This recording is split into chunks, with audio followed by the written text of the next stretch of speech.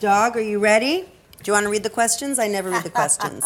Well, that's how you memorize things. I'm the same way. If I write it, I remember it. That's right. So Barbara Corcoran, you will recognize her from Shark Tank, of course, and real estate mogul.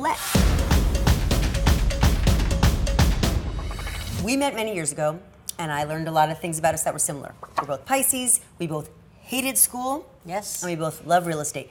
Did hating school... Here's how I'll put it. It didn't number my self-esteem. I hated school. I wasn't great at it. I thought I'd never be anything. Yeah. You? Well, if you think about it, every kid measures himself compared to his peers. And who are your peers? The kids at school. So if you're the dumb kid in the class, it's a terrible feeling. I thought of breaking out of jail every day, breaking out of jail. 3 o'clock, I know. God, that magic. bell never took so long, yeah, right? yeah. You know how that feels. But my mom was phenomenal. I mean, she always told me, don't even worry about it. You have a wonderful imagination. With it, you're going to learn to fill in all the blanks. And she really nurtured that in me. You have a wonderful imagination. You're amazing. She thought I was a genius. Everything I built in the real estate business, I saw in my mind's eye, clear as a crystal bell, long before it ever happened. And I think that was a result of being a daydreamer through 6 hours a day at school. You got practice. Yes. And look what you have. You have something out of your imagination here. My head's always been in the clouds. Yeah, always. What a happy place to be without the drugs. So you have conquered the world of real estate. Why'd you sell the company? Just time for something new? Well, for me, it was I became my dream. I became the queen of real estate. And I thought, I had no other dream. What else am I going to do? And also, I had a son who was 4. And I must honestly say, I could have never built my business if I had had children before I was 46, which is late for most people. But I had sibling rivalry in my heart every day. I wanted to be with Tommy. I wanted to be a super mom, and I wanted to be a super mom at work. And I constantly bickered with myself. And so I just decided, come on, I did it. I hit the #1 spot.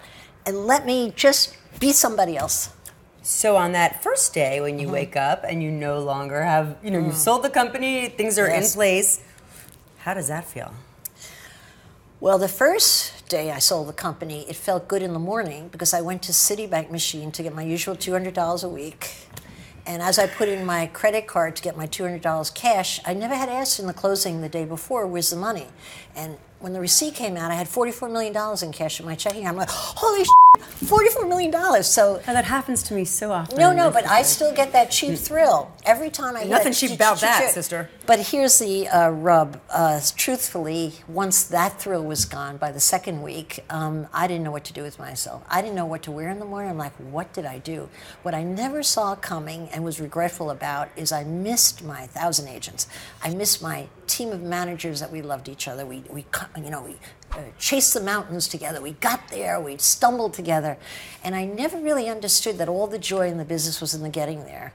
And once I had arrived and it was gone, I had no one to belong to. And I was really surprised, honestly, about how much I needed to belong. It took a while to get back on my feet, as you can imagine. How did you do it? I did what I do best. I worked my ass off. I mean, I am a hard worker. And so I did an honest assessment. And I knew the only 2 good things that I was good at is I was good at sales and I was great at marketing. Good at sales and great at marketing.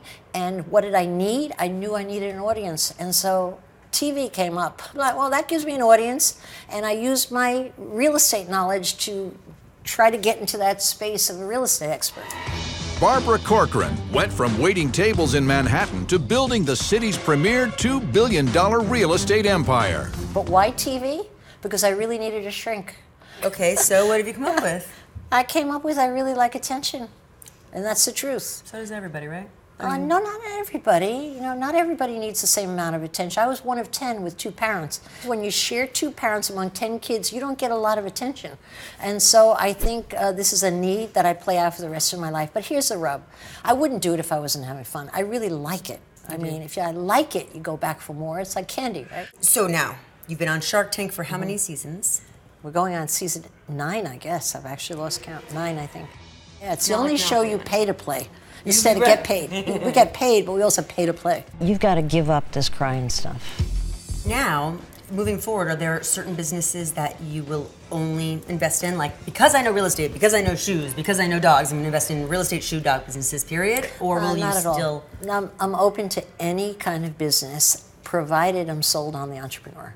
Provided I look at that entrepreneur and think to myself, if there was a war and I had to throw my kid into their hands and come back in 10 years, would my kid be okay? I know that's a weird test, okay? But I think, yeah, they'd be great. I like this guy. I like this gal. But anyway, I have about a billion more questions, but we really should be pushing your book. Number one lesson, if you could give me the one, if somebody doesn't have time to read the book, or they can't, or they were, the one lesson that's the most important.